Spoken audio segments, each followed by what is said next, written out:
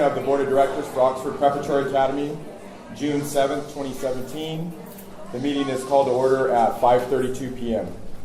Meeting location, Oxford Preparatory Academy, South Orange County Campus, 23000 via Santa Maria, Mission Viejo 92691, and two teleconference locations, Oxford Preparatory Academy, Saddleback Valley Campus, 22882 Lamont Drive, Lake Forest 92691, and Oxford Preparatory Academy, Chino Valley Campus, 5862 C Street, Chino 91710.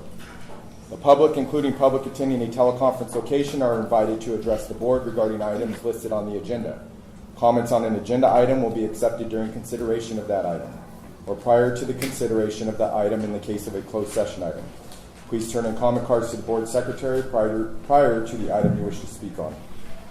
Roll call. Ms. Tarver? Present.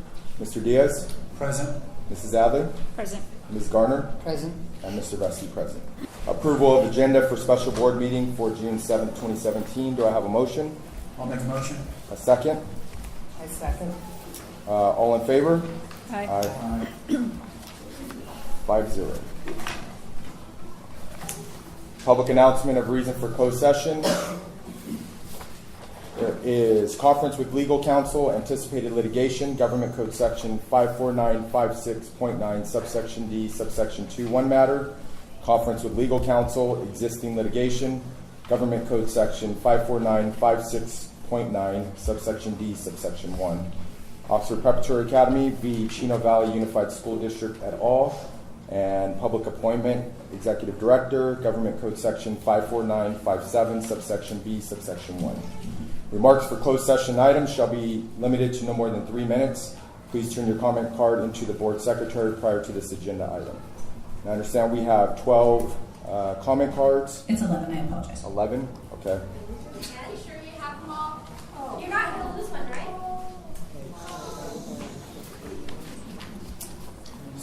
Then we'll just give them the full 3 minutes then, because it'll take us 3 minutes out. Over. Okay.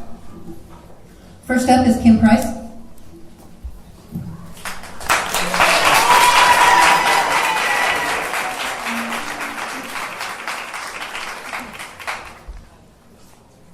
So here we are again. Corruption on the board again. We just went through this no more than 5 months ago, you guys. I know there's Brown Act violations. Shame on you. Honestly. Why would you even put yourself on this board or run for the board if you're not going to follow the Brown Act? Does everyone know the Brown Act? You know you're not to speak with more than groups of 2. You know that you're not supposed to have sidebar conversations by phone to try and talk other board members into things. Everyone understands that, right? Well, the district attorney understands it. Erica Schulte will tell you more about that. It's disgusting to me that we have put our heart and soul into this school, into this organization, for the last 9 years. 9 years, you guys, I've been working on this. From the background, I'm not here every day. I know that. I work. But I'm here in spirit every day. And we're watching you guys. And let me say this, you cannot silence us. The reason why this school is here is because we can't be silenced. Everyone understand that? It's never going to happen. We will watch you and we will do right by the law.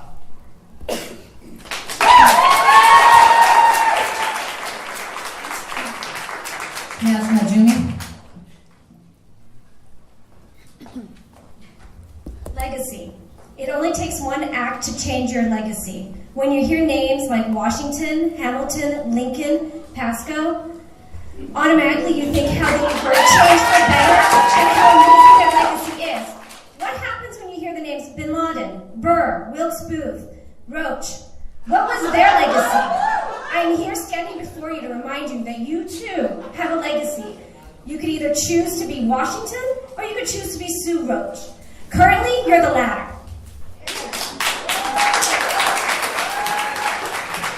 Erica Schulte.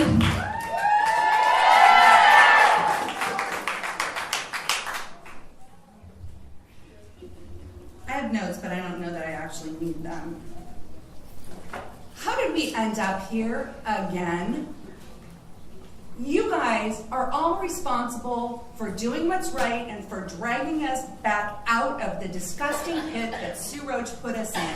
And we are falling right back into it. We know what's going on. We know what's going on. We know how you're treating staff. We know how you're talking to or ignoring parents, Sandra Garner. We know how you are trying to work deals behind the scenes and be anything but transparent. And if you heard us talking 9 months ago, 6 months ago, and you thought you could come in here and do the same thing, I am sorry to tell you, but you cannot. You may not. And that's not just my opinion.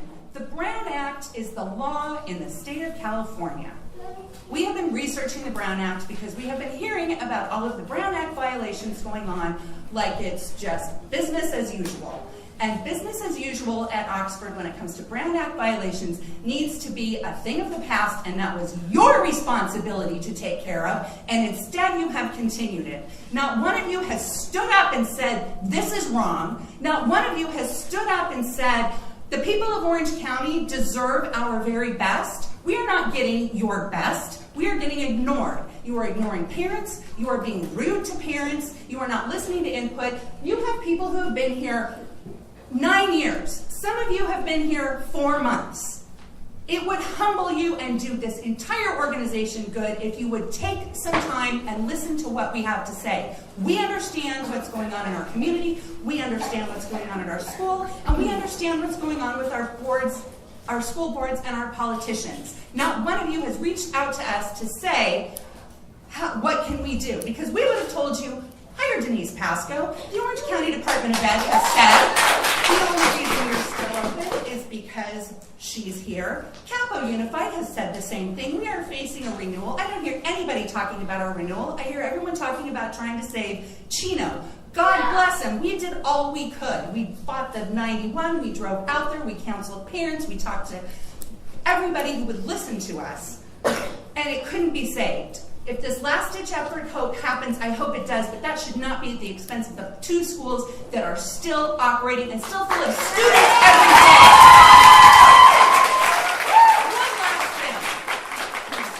I've spoken to the district attorney's office because I wanted some clarification about Brown Act violations, because the things that are discussed in closed session are closed session for a reason. Those are confidential items. Sandra Garner, you were Skyped into a meeting when you were not even on the board yet. Shame on everybody. Your time is up. Thank you. You should have known better. Shame on You you! asked me to file a complaint, and I will. Shame on you! Remy Moyer.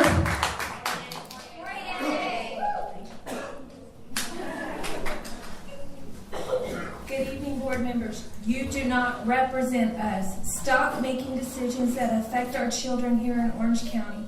We have gone from one corrupt board to the next.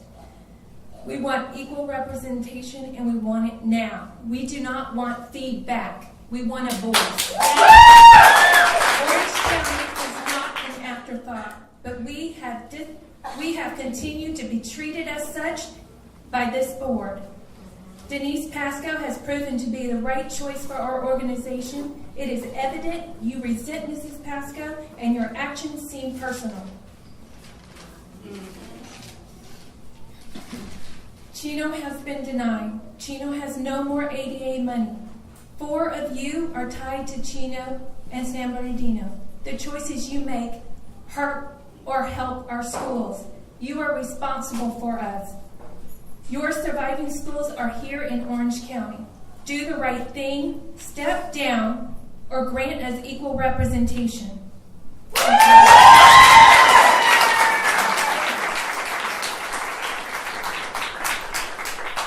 Angela Williams.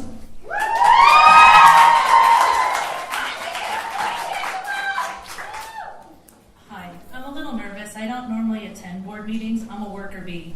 Unfortunately, the first board meeting I attend was on April 11th, which kind of ruined things for me. The board of directors has violated the Brown Act on several occasions. The information I'm giving you is facts, not an opinion. On January 3rd, before Sandra Gardner was voted in on the board, she was allowed in a closed session via phone call. On April 10th, 2017, I called Mr. Vesti and spoke with him for over an hour about my concerns with Ms. Gardner meeting with prior board and prior staff, administrative staff, that we had admitted that we cut ties with the old administration. The recent violation occurred after that when I showed up at the meeting and my card was pulled. Jennifer, I don't blame you. Violations of the Brown Act such as these are grounds for not only dismissal, but for the board also legal prosecution. I hope that the board does the right thing, a new path of transparency. I hope none of the applicants have professional or personal relationships with the current board. The applicants that are applying, Sandra, Deborah, on the record, I hope they have no personal relations with you, because I will find out. In addition to that, I hope for our teachers that they would get contracts and our teachers would get revised compensation based on. I am here tonight because these are the hardest working teachers and staff members. I no longer have a child at this school, and I spent 5 years working with the most amazing people, and I left this school because of corruption. I hope many things for OPA, but sadly the reality is the way that the current board is formed, it's unethical. You guys are going in an unethical direction. Due to the violations of the Brown Act, Mr. Vesti and Sandra Gardner, I think you should be removed immediately. I have one last question for you. Heaven forbid Chino doesn't get additional chance to go forward on the 23rd. Will you guys all leave? Will you all step down? Because if you will, you need to step down now before you make choices for this school when you don't even plan to stay for the 4 years if that doesn't happen. Think about it. It's ethics. It's for these kids. Look at them. I mean, in a community, you've already have one school that's already 1,200 kids are missed out on. How far are you going to let it go because of your own ego? I'm just concerned, and I don't even go here anymore.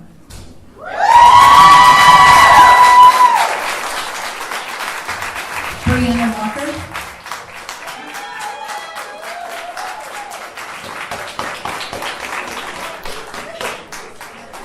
Hi. Sorry, I'm going to bring notes. So my name is Brianna Walker, and I'm the mother of 3, and I'm actually a parent at the Saddleback campus. So with 2 more at home that are hopefully going to one day wear OPA teal. As an SV family, we entered into a relationship with OPA without the fun dating period. We didn't even go through the wedding or the honeymoon. We literally opened a relationship with you guys in the middle of a really, really nasty divorce. The huge issue with that is that we didn't get a chance to form a relationship beforehand, before the scandal hit the newspapers. So now my family is left with trust issues. And with the low numbers of our campus's academy fund, I can assure you we are not the only family with trust issues. What I'm asking for you is help to make us feel secure. Help us believe that the previous deception is behind us. Our Orange County schools need equal representation on the board and in administration.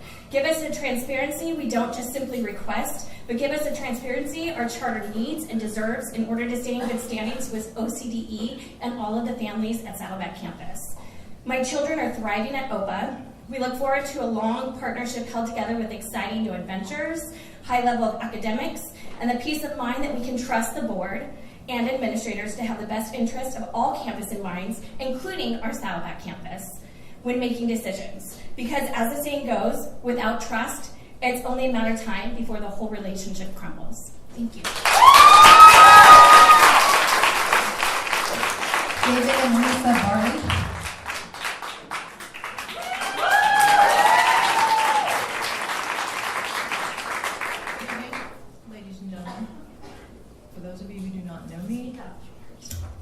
Good evening, ladies and gentlemen. My name is Lisa Barley. I am a candidate for the board. I am a mom. I am also a shareholder and partner at a major law firm. The allegations that I have heard right now are extremely troubling. There should not be children holding picketing signs. There should not be discord there should not be this level of distrust given what we have come off of. It cannot be. This board needs to speak with one voice, and you have to take into account those who you represent. You may not ignore them. I would ask for 2 items. 1, I would like a formal investigation into these allegations. What I heard was not opinion. What I heard was meetings. Meetings with individuals who we are engaged in active litigation. Don't tell me about the Brown Act, because I wrote the opinions for Los Angeles Superior Court. I would ask also that a delay in the vote until 2 other board members are brought on. If it's a good decision today, it'll be a good decision tomorrow. There is no haste. Nothing good came from haste. You have a lot of people here very upset, including myself. And I do not like what I hear. I do not like this level of discord. It is a distraction from the mission that we tell our children we must do every day.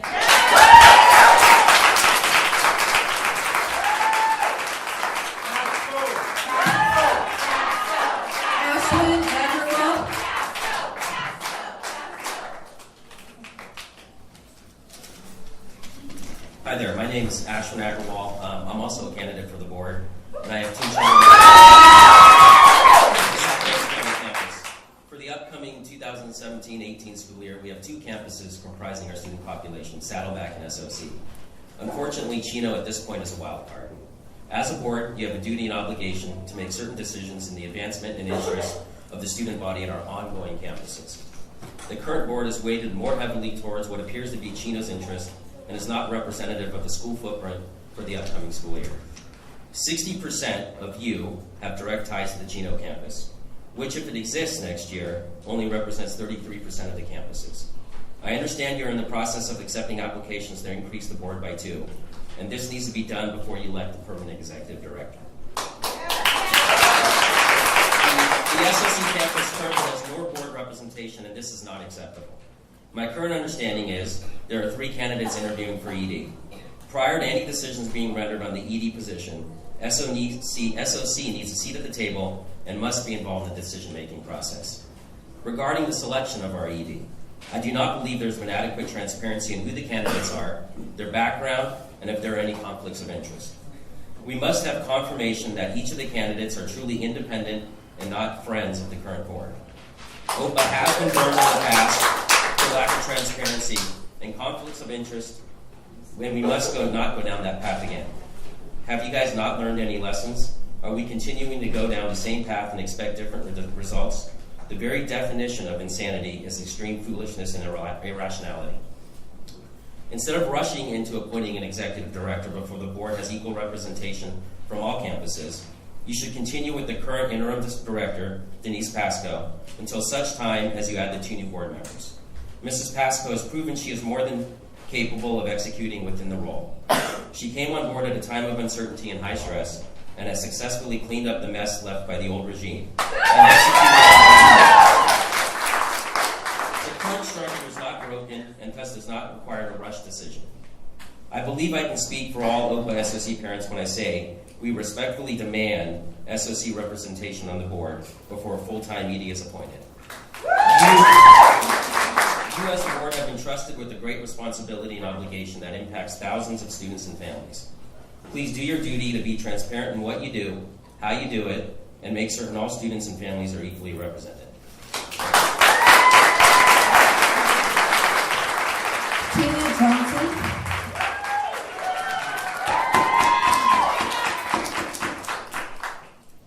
My name is Tina Johnson, and I'm a founder here at SOC. In the more than 7 years of supporting Oxford, I've watched as Oxford board members, Oxford administrators, CUSD board members, our Oxford parents, and my daughter's classmates and our beloved teachers leave. And with that, I have never spoken at any of these board meetings until now. Why? Why am I here speaking now? because you are about to let the best thing that has ever happened to Oxford. You may make a decision tonight that will place the final nail in our Oxford coffin by not hiring Mrs. Denise Pasco. We have never seen a person as good as Mrs. Pasco. Good with the students, good with the parents, good at everything she does. We have never seen anyone as smart as Mrs. Pasco. She is a smart, level-headed thinker who stays calm and problem solves. We have never seen a person as respected as Mrs. Pasco. She is respected by the CUSD board, attorneys, parents, staff, and students. When you think about what a short amount of time Mrs. Pasco has been here, and just look at the respect that she has earned. You have never seen a person as tough as Mrs. Pasco. Think about the mess she was suddenly thrown into as soon as she got here, and think of all the progress she has made. She will hold those accountable and hasn't backed down despite all of the challenges and obstacles, and I know that there has been more than we can count. We don't have any more time to waste. We are on our last dying breath. Oxford Board, do not be the reason why we all have to leave. Please pick Mrs. Pasco for our permanent executive director.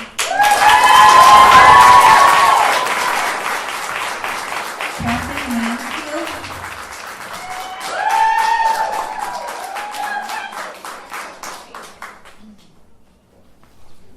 Hi, my name is Kathy Mansfield, and I've been a part of the SOC family since its inaugural school year of 2011-2012. I was so excited initially that our family was able to be part of a school where parents have a voice, an environment where parents, teachers, and staff work together to do what's best for our children. But as a member of the OPA South Orange County, I do not feel like I have a voice. Our SOC parents have spoken and asked for representation on our board. I thank you for saying that you will add more positions to your board to accommodate our request. But important decisions are being made right now without equal representation. Special meetings like this have been called to address various time-pressing issues, such as the election of an executive director. Why couldn't there have been a special meeting called to appoint the new board members first, so that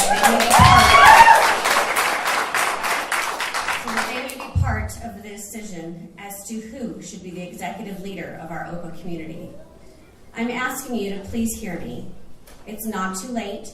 You can choose to postpone the election of the executive director until new board members have been elected and there is a more balanced representation from each campus.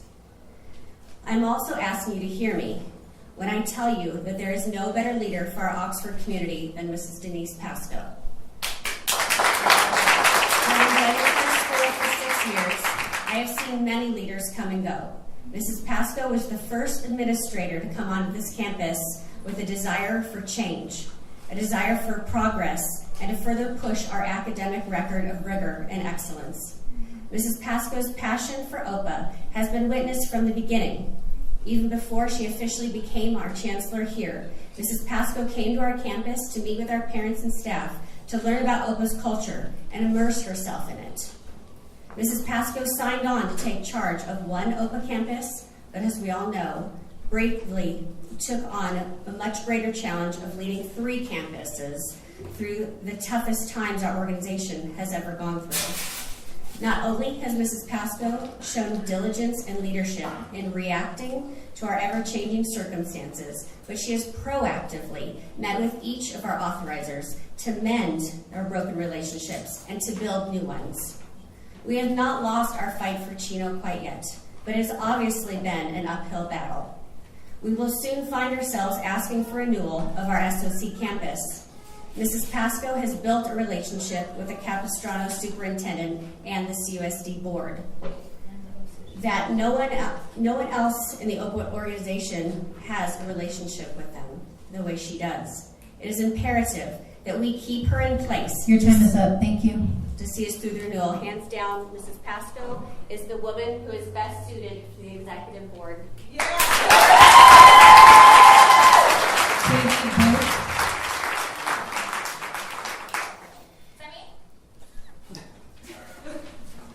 There's so much clapping I can't hear. Hi, Katie Booth, teacher at South Orange County. I have to say I am concerned that I'm the only teacher, but let me share with you, my heart's pounding and I'm scared to lose my job. Because I have to speak here today and I'm scared of repercussions of what I have to say. That should not happen. All right. Good evening, board members. I understand and appreciate your dedication in ensuring a proper executive director is in place. With today's interviews, I have to wonder, what kind of resume and 2 interviews tell you that Mrs. Pasco hasn't already consistently shown? I am not questioning the qualifications of the other 2 candidates. However, I am concerned that our organization will lose its momentum with the introduction of a new executive director who is not familiar with our mission, vision, and culture. Many parents have stood before you today because they have witnessed firsthand the positive effect Mrs. Pasco has had on this organization. Furthermore, given years of personal witness regarding Mr. Crow's dedication to the organization, I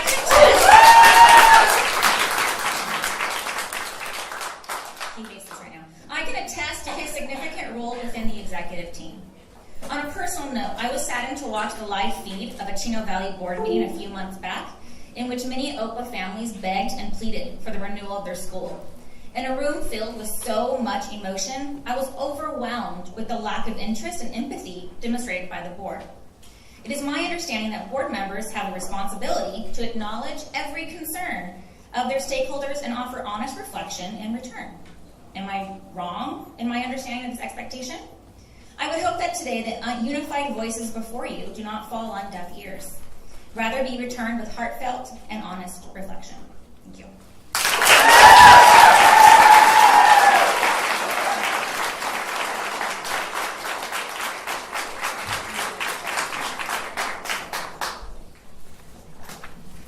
Thank you. And at this time, we'll be going into closed session at 6 p.m. All right, we are back in open session at 10:04 p.m. and there are nothing to report out this time.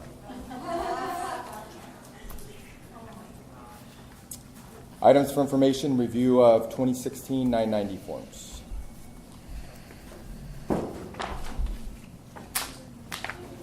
I will try to make this brief. You have the 2015-990 in front of you. This needs to be returned to Vicente Lloyd Stutzman to return into the IRS. This is our organization exempt from income tax form 990. A main thing I want to point out, it's hard to reference it because there are no page numbers, but Schedule L, page 2, it's towards the back, maybe 10 pages from the end. I'm just going to read the additional information. Enlighten Oxford Preparatory Academy believes that all transactions are at arm's length. According to the bylaws, Enlighten is a sole statutory member of Oxford Preparatory Academy. Now remember, this was for the time being when that was the case. However, Enlighten never exercised its power and control under its rights as a sole statutory member, and therefore is not completing information contained in Form 990 and other schedules related to related party information. Furthermore, the bylaws of Oxford Preparatory Academy are in conflict with its bylaws and states that the organization shall have no members. So that is a main flag for the Form 990. Are there any questions about the information contained in it? And then he continues on if we did a report, organization, et cetera, et cetera. Correct, sir. And this is the revised one? No, this is, we will get to the next item is our revised audits, but this is the first time this has been before us. And again, this is not for board approval, it's for consent, or it's for information, excuse me. Wanted you to be aware of this, to have it in full transparency before it was sent off to the IRS.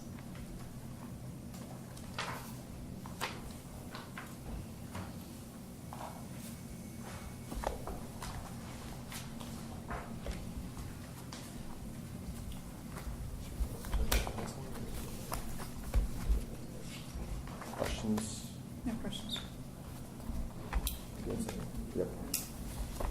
Next information are our reissued audits. So this has been a main focus of this board administration's recovery plans is the reissuance of these audits, specifically at FICMAT's recommendation.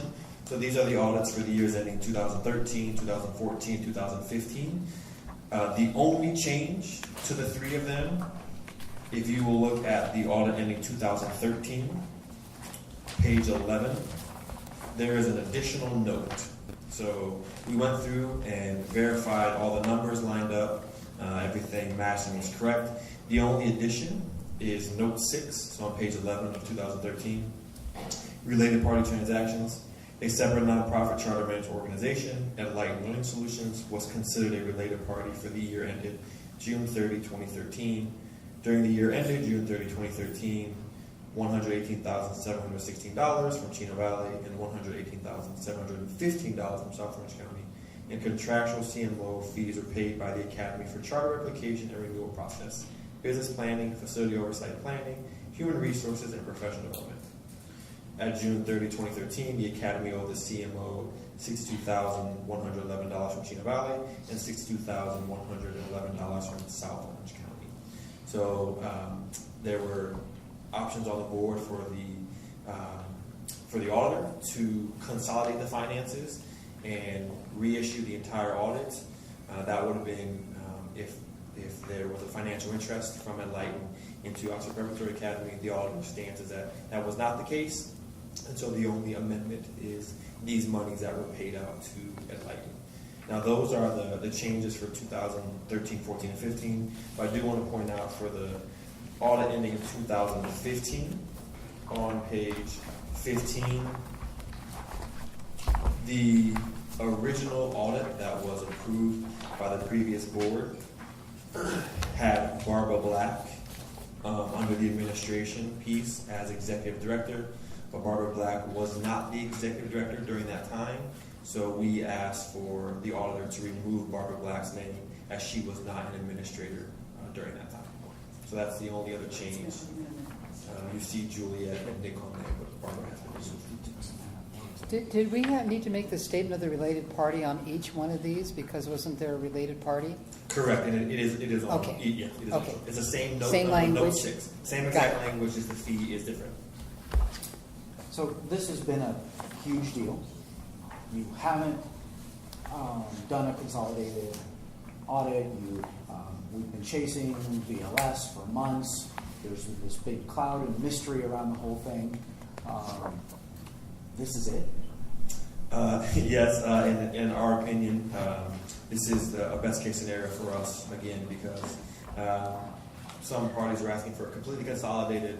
I know I shouldn't be disappointed, but it's almost anticlimactic, is that we've been waiting for this. Everybody's been screaming for this. We finally got them to do it. Okay, I think if I could just clarify, I think the concern with the original audit is that it didn't recognize that we were part of ELS or had any relationship with them. Okay. And this note clarifies that. Yeah? Correct. It clarifies it and to what degree right. there was a relationship. So, because it almost seems like we were trying to hide some sort of relationship. So this clarifies that. And that was a concern. So from your perspective, because I can't bring any expertise to the table, but from your perspective, this is what was necessary, this is what was needed, this is you all have that to we're have those asking notes for. in the audit report, right? Okay. Thank you.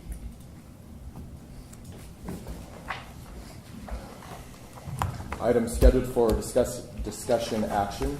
Approval of 2017-2018 July 1 final budget for Oxford Preparatory Academy, Chino Valley. OPA is required to adopt the final budget for the upcoming fiscal year by July 1 of each year, including a projection of the upcoming year and subsequent 2 fiscal years, demonstrating fiscal solvency throughout. We have Mr. Stern from Charter Impact.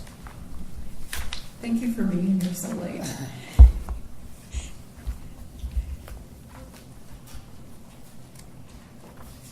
I have to close down to talk. You want to use it? Yes, please.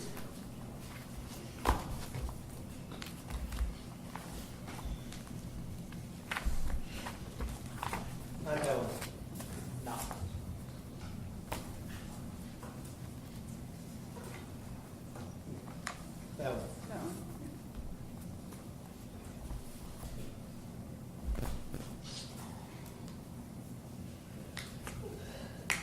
There we go.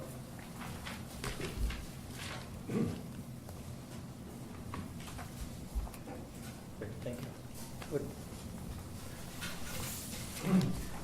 Thank you for having me. Andy Stern from Charter Impact. As the board probably knows, and let me be clear, you are obligated to approve a budget for every school prior to July 1. Chino Valley Unified School District requires that it be submitted by June 16th, so that they can meet their obligation to submit to the county by July 1. So we're meeting today just on Chino Valley, and we'll address the budgets for the other two schools in either in one of the next meeting over the next 2 weeks. I prepared a summary. There's a lot of detail in there too we can go into, but I prepared a summary. We can talk about at least what's in here. First, the governor prepares a estimate of funding for education in January. That's discussed by the legislature, and they monitor funds and revenues for the state between January and May, and then it comes out with what is known as a May revise, or the legislature does. There are minor changes in the May revise. The May revise typically, especially in a state like California, where the governor has so much control generally over the legislature, there's not much change between the May revise and what's finally approved at the state, but there can be changes. In this case, between January and May, there were some very minor changes in LCFF funding. There's about $5 to $8 per ADA, so when there are 1,200 kids, it's not very much money in terms of the difference between what we were expecting in January versus where we are now. However, that's $105 per ADA, higher than it was last year. There also were some additional one-time funds of $170 per prior year ADA, which in the case of Chino, the number of students last year versus the expected this year is not much different, so therefore is not much of a change. In some schools that are growing or declining, it could be substantially different. Last year there was $48, so what we were expecting in the January, when it came out in May, that might add a whole bunch of extra money, $196,000 to this year's funding. However, even since the May revise, which has now just been a couple of weeks, there have been a lot of discussions which make that much more suspect, and we recommend not including it, so it is not included in this budget. It could still happen, but it's at this point unlikely. The following page is a summary of the major items that control or oversee and impact the budget. First is enrollment. The 17-18 budget proposal assumes 1,215 students and of enrollment and an assumption of 96% ADA. ADA is average daily attendance, which is what's funded. That number is 1166. That is an error on that page of 1154. I apologize. We made some changes and we forgot to adjust this. But in the budget, it's 1166. 96% is for conservatism. Last year, the Chino Valley School had a ADA of about 98.5%. So we typically build some level of conservatism in just in case. Achievement of the same 88% next year would yield an additional $368,000 of revenue over and above what we've assumed in this budget, so some upside. The budget assumes a surplus of $513,000, which is about 5% of revenues. The 16-17 projected ending June 30th forecast is to end with a $1.5 million surplus. I'll talk about what those differences are. The surplus obviously is about $1 million less. $260,000 of that is lower revenues assumed, and $803 in higher expenses, and I will walk through the major differences there. Also, in summary, the fund balance for 17-18 is budgeted to be $3.4 million, or 35% of annual expenses, a very healthy fund balance, and that should say 16-17 will end. 17-18 will end on a projected budget basis of $2.1 million or 21%. It's about 77 days of expenses held in cash. Very healthy amount. And the fund balance includes assets? The fund balance is assets minus liabilities. That's in the for-profit world, it's net equity, and in the not-for-profit world, it's fund balance, but basically the same thing. This is a summary of attendance metrics. The far left column is 16-17 forecast, although attendance metrics are not a forecast anymore because the P2, which is known as the P2, has been certified, which fixes the amount of money that you're actually going to get. So the revenue won't change anymore between now and the end of the year. And the middle column is the 17-18 budget that's proposed here, and then the far right is obviously the variance between favorable and unfavorable. So we've assumed 1,215 students versus 1,213 last year.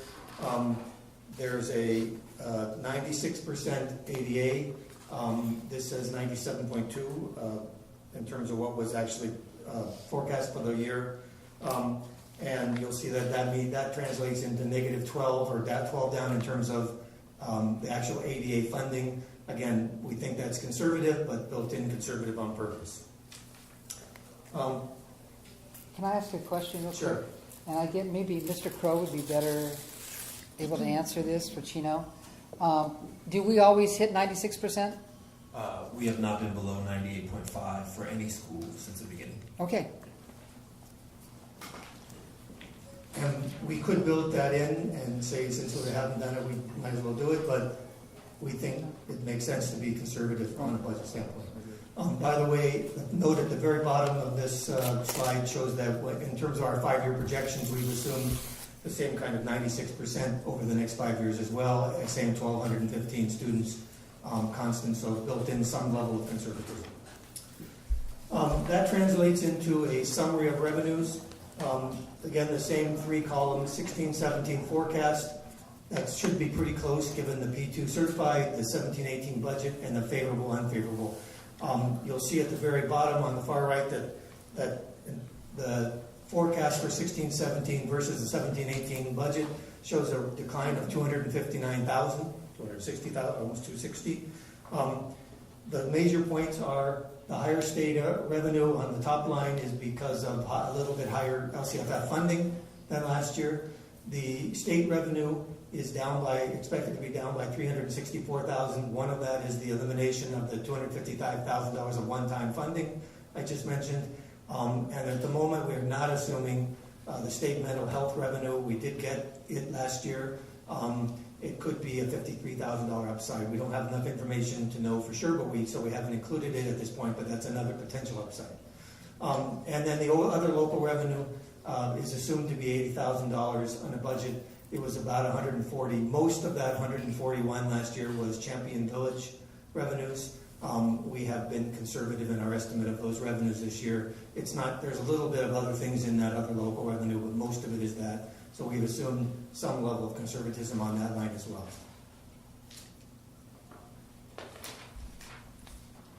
On the following page is expenses. Actually, the next 3 pages are expenses, and the reason is because I was trying to get some information, a lot of information here, and I apologize, it's small. What you can see on the far right column, same 3 columns, is that expenses are expected to be $800,000 higher in 17-18 versus the 16-17, or at least budgeted to be. On this page, I'll talk about the first 3 line items. Certificated salaries, that were expenses that were not in 16-17 forecast. There's $130,000 of teacher and related stipends and bonuses. Although they've been paid, and some will be expensed in this year. All of this money was accrued in the prior year and was sitting on as accrued liability coming into this year, and we've now assumed we're going to use that accrual, so therefore there was no expense actually hit in the 16-17 year, but will hit in the 17-18 year. The other major item is we've assumed the addition of a CEO and a CAO in all 3 schools, and then allocated between them on the typical percentage. The total of that is $180,000 hitting the Chino budget. The sum of those 2 is COO and CAO. The sum of those is $310,000, which makes up the bulk of that difference for those two, of that line item. Then there's the next line is classified salaries. It's $148,000 higher. Most of that, we believe, and we have some additional work to do, but we have assumed a pretty conservative rate of hourly staff in terms of number of hours they'll be working. So this year, it seems that the hours worked is much less than what we have assumed on average here. So I suspect there's a good deal of conservatism built into this line, but until we know what people work, we won't know for sure. And the last line is benefits that I wanted to cover on this page. STRS is expected to be $98,000 higher than last year, and PERS is $71,000 expected to be higher. We will see the same kind of increase next year as well. Revenues the increase in revenues has been tapering off. The increase in STRS and PERS is not done tapering off, so it'll be another couple of years before we're all the way through that. So there'll be a pretty good hit next year, so building in some level of conservatism is a good thing to do on that front.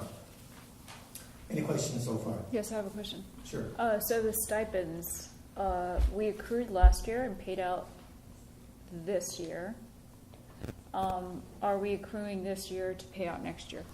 So, Andrew and I spent a good deal of time going through all the stipend accruals that are there on all three schools. I'll just talk about this school because it's different from the other ones. There was a substantial accrual sitting on the books as of the end of 15-16. We didn't get around to reconciling it until recently. We went through all of the stipends, and and bonuses. There's 4 major categories of them, but they add up to about $130,000 for the year.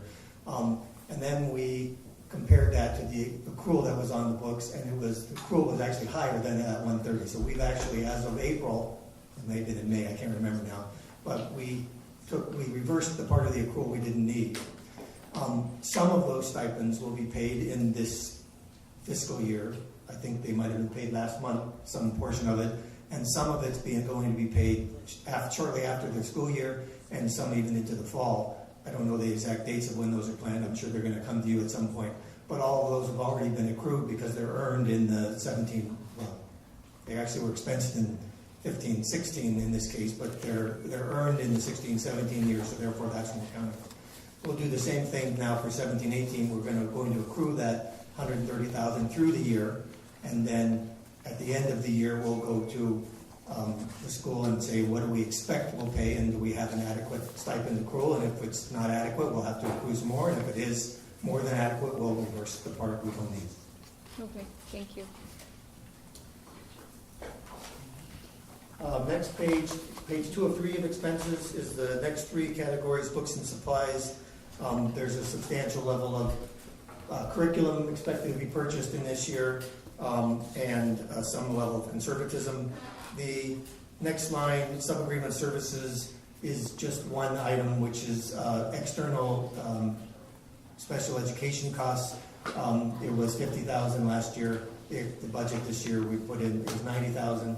And the last is professional services, which is a $147,000 less. Let me look at this. And that's 2 things that are offsetting each other. On one hand, we are budgeting lower legal expenses in this year versus what we expected this year. In the 16-17 year, the expectation is $405,000. We have budgeted $300,000 in this budget for legal expenses in the 17-18 year, basically equivalent of about $25,000, about exactly $25,000 a month. It won't come in like that, obviously.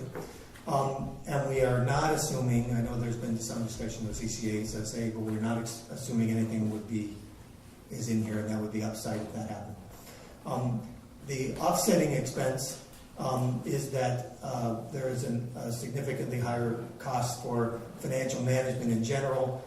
That's for Charter Impact. We were only in the expenses for 6 months last year, and then also higher audit costs as the board has engaged Christy White, Gilbert and Associates for various financial monitoring as well as the regular audit. So the assumption is that there's a good deal more for those kind of expenses. Any questions on that page?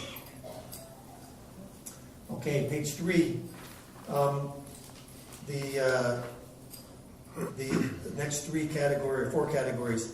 In the facilities, the biggest piece there is rent. That's changed. We've assumed a rent was $85,000 last year for 16-17 estimated, and we assumed $120,000 in the current year, expecting that, assuming the school continues, that there's going to be a higher rent payment than there was last year.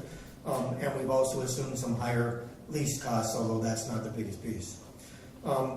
There's a small number of increases in a number of categories and operations, and the only other significant one is interest.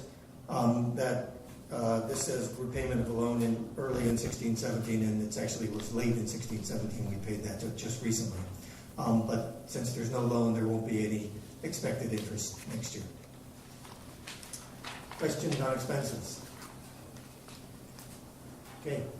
The result of all that is an expected surplus of $512,000. And it says deficit in parentheses, that caught my attention. And versus a $1.5 million surplus last year, as I mentioned, it's $1 million less. About a third of that is because of revenues, and 2/3 of that roughly is because of the expenses I just went through. Even so, the ending fund balance is expected to be almost $3 million at the end of this year, and then an additional $512,000 in the next year. And as I mentioned, we believe there's several areas of conservatism built into the plan that should hopefully make that be easily beatable. And I think the last page, is cash. This is just a pictorial view of the cash. We expect to begin the year with $1.1 or $1.2 million. Ending 16-17 is where we expect at this point, and adding about $1 million to cash over the following year. And then lastly is a view for at least keep an eye on how things might be progressing, but at least a summary of the next 5 years. You can see that enrollment is assumed to be flat. ADA is assumed to be the same 96%. Revenue is just barely inching up over the next few years because LCFF finally winds itself out. Expenses are increasing at a bit higher pace. There's some small increases for COLA built in all the way through expenses plus the STRS and VERS impact. And you'll see even so, the surplus is somewhere between 8 and 9% every year for the following 4 years after next year. And cash growing nicely all the way to potential $7 million. That's a long time away, and lots of things can change between now and then. I have also provided a good deal of detail, 5-year summary if you want, and then also a month-by-month detail of every line item if you'd like to go through any of those things. I have a question about SP encroachment. Denise and I had a conversation about that this week, that I guess it's computed differently for charters than it is for districts? Yeah, so that line item, which I don't have the line items with me, but it's 50-something, is often used for charters to call for sped encroachment, and sometimes it's also SELPA fees. Typically it is SELPA fees. The SELPA that Chino uses, in fact all 3 schools uses the El Dorado SELPA, and the way El Dorado pays is they net their payments and the revenue they net their fees against the revenue. So oftentimes school districts actually pay SELPA fees or external stuff, and they put it in that line item, and revenue sit at the top, and then you see this sped encroachment. In the case of most charters, there's rarely anything in that category, unless it's a very inefficient SELPA and they charge more than what their the revenues are, and then that becomes encroachment to a school because there's not enough revenue to pay for the fees and for the SELPA to manage itself, because they end up having to pass along their costs to schools. So those usually fall into the other one. But it's very unusual for anything to be in that line, and I think maybe I might have drawn attention to it by producing it and showing that line item as zeros, but we typically hide the zero line item so it doesn't become a Right. question. I would So- suggest one or two things because districts don't necessarily understand it, so they keep coming back with this question, how come you don't have SP encroachment? So I would say either get rid of the line item or put in a budget note, so that it's explained. Yeah, well, by the way, in the case of when we submit this budget to Chino, we already have their template. It's 11 tabs we have to fill out, and none of the tabs go to that level of detail for us to tell them that number. So other than the fact that they might look at what's in the board package, they won't see it because that's not what we submitted. Okay. Any questions?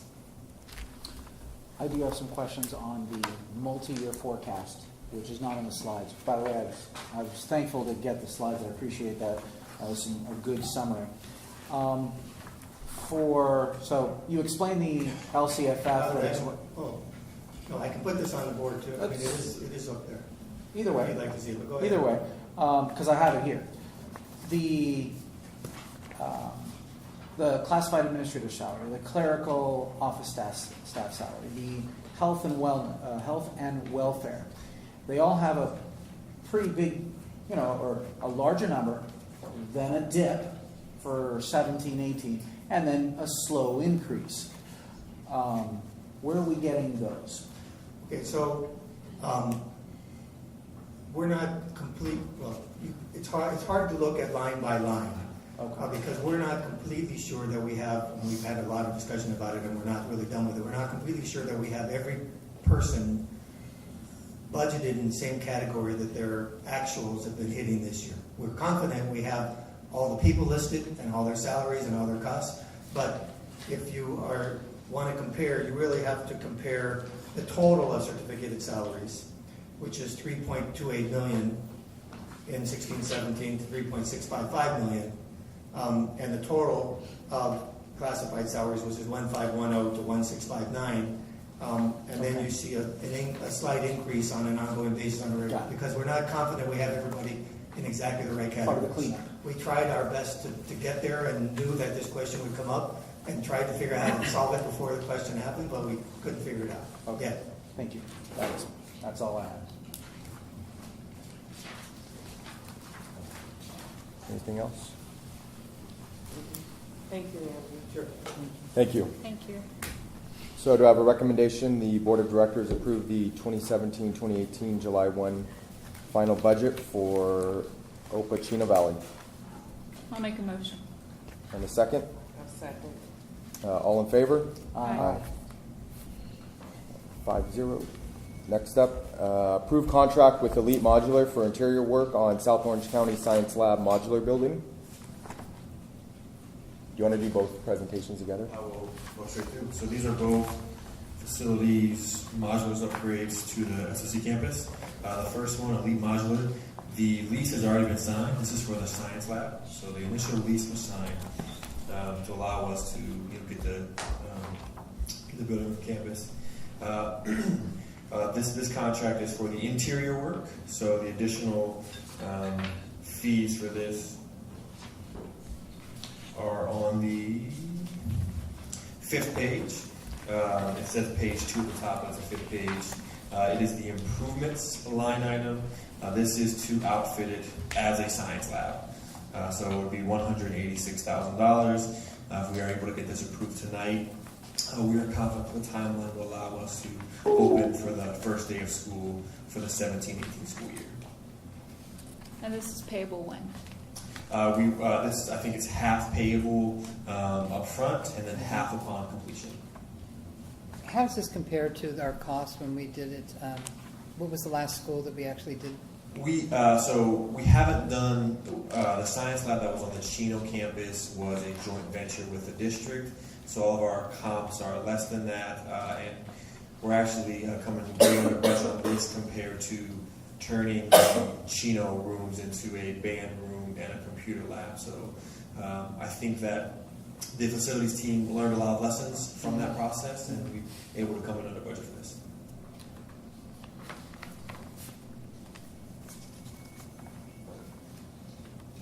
And what's our process for bidding on something like this? For this, there was no bid process. We just received this from the maker of the of the actual modular. And is that typical? Is that always what happens? Is you go back to the manufacturer and they're the ones who does the build out, or do you ever go to another company?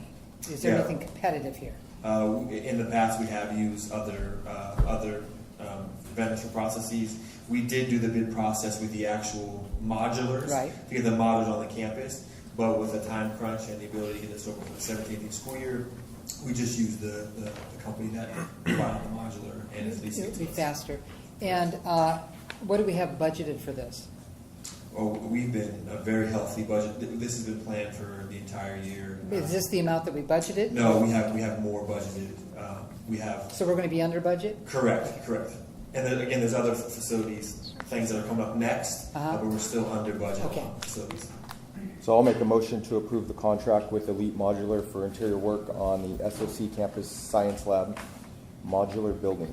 I'll second. All in favor? Aye. Don't blow it up, please. I did a lot of hard work reading that off, so I take all the credit for that. Next, you have an invoice from Gonzalez Construction. This is for the band room cabinetry. I can say that without a doubt, this is less than half of what it took to do the band room in the Chino campus. So you have a $28,000 to in addition to the actual cabinetry, to put a sink in that has been vetted by the band teacher here, Mr. T, to be able to rinse the instruments out, et cetera, and plumbing and water line. The great thing about our relationship down here with the school district is the school district is paying for $25,000 of this, so we just need to have the invoice, and so out of pocket we're at less than $4,000 for this. Just a note, with the school district, this is in addition to a number of changes they've done on the campus this year, kind of working with us as an organization. So we're really thankful for the relationship with Capo. But this will be for the band room. Again, this will allow us to have this fully opened for the first day of school. Questions? Nope, just appreciate that Capo is covering most of this. Yeah. So I'll make a motion to approve the contract with Gonzalez Construction. I'll second it. All in favor? Aye. Next up, acknowledge resignation of member from ad hoc nominating committee and designate replacement. Bylaws, Article 7, Section 6, provide for nominating committee to designate qualified candidates for election to the board of directors at least 30 days before the date of any election of directors. The current ad hoc nominating committee contains 2 board members. I have resigned from this committee and requesting that member should fill the opening. I need a recommendation to acknowledge my resignation and nominate a replacement. Okay, I so move to acknowledge the resignation of Andrew Vesti as a member from the ad hoc nominating committee and designate Alberto Diaz to be the replacement. That will put one from each one of the different schools on the committee. And a second? A second. All in favor? Aye. And last but not least, recommendation to adjourn the special board meeting for June 7th, 2017. I'll make a motion. A second? Second. All in favor? Aye. Aye. And the meeting is adjourned at 10:41 p.m.